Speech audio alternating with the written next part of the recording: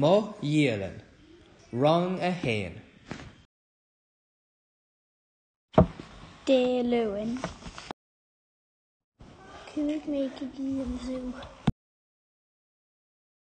Tá a dúine tanmh. Connig mé monkey, tiger, giraffe agus bear bon. Dé mart. Cúig mé le me cóide. Tá sé ag cur báistí. Is le mesa. Dé cédín. Bhí mé tín. Níl mé ar scoil.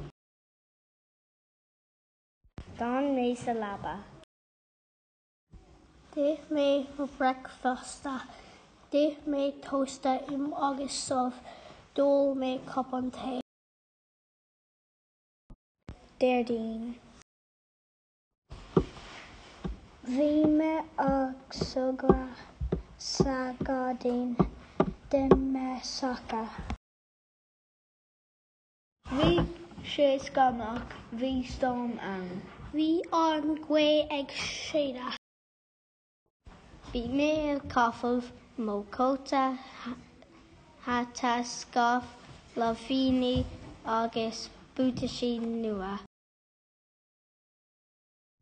Dé hína.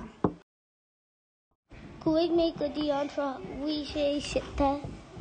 Bhí an green ag tanmh. Bhí mé ag snámh agus ag surfáil. Bhí átas orm.